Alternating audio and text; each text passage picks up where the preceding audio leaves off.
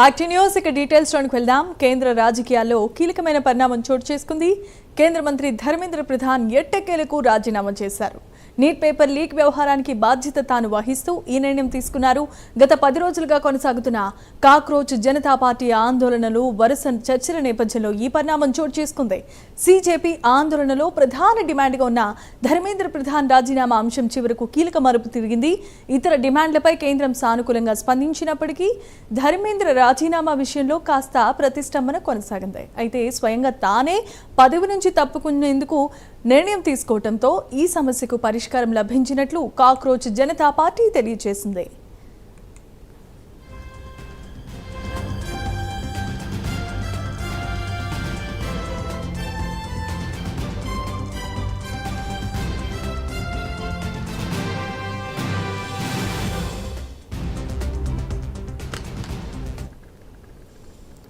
Right, ఇక తన రాజీనామా పత్రాన్ని ప్రధాని నరేంద్ర మోదీకి పంపించినట్లుగా ధర్మేంద్ర ప్రధాన్ ప్రకటించడం జరిగింది. ఈ నేపథ్యంలోనే పలువురు నేతలు ప్రముఖులు కూడా స్పందించారు.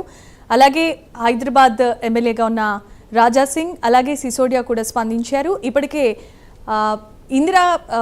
ప్రియాంక గాంధీ వాద్రా మీడియాతో మాట్లాడి తన సంతోషాన్ని వ్యక్తం చేసిన ఈ నేపథ్యంలో ఇంకా చాలా మంది ప్రముఖులు రాజకీయ నేతలు కూడా స్పందించారు. అందులో రాజా సింగ్తో పాటు సిసోడియా కూడా ఆనందాన్ని వ్యక్తం చేశారు.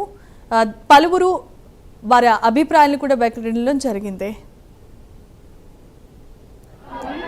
శ్రీ ధర్మేంద్ర ప్రధాన్ గారు ఆయన పదవికి రాజీనామా ఇచ్చినారు.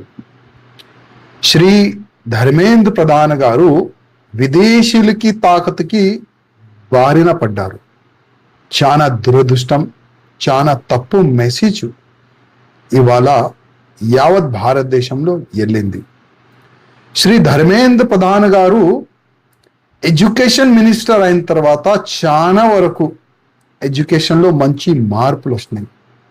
కానీ దురదృష్టం ఏంటంటే ప్రతి ఒక్క రాజ్యంలో పేపర్ లీక్ జరుగుతూనే ఉంది. పంజాబ్లో కూడా జరిగింది, చాలా వరకు రాష్ట్రాల్లో జరిగింది. కానీ దానికి ఒక మినిస్టర్ పైన రుద్దాలే, గవర్నమెంట్ పైన రుద్దాలంటే అది చాలా తప్పు. ఎందుకంటే మినిస్టర్ కింద చాలా వరకు శాఖలు ఉంటుంది, ఎంతోమంది తప్పులు చేస్తారు. కానీ ఇవాళ ప్రధానమంత్రి మోదీ గారు ఏమన్నారు, ఎవరు తప్పు చేసినారు మేమందరికీ అరెస్ట్ చేసి జైలు కూడా పంపించినాము. కానీ ఏం కాదు, మా ధర్మేంద్ర ప్రధాన్ గారు రిజైన్ అయితే ఇచ్చినారు. కానీ ఇవాళ ప్రతి ఒక్క భారతీయుడు గుండెలో ఆయన ఉంటాడు. मेरी प्रतिक्रिया इस पे ये है कि धर्मेंद्र प्रधान जी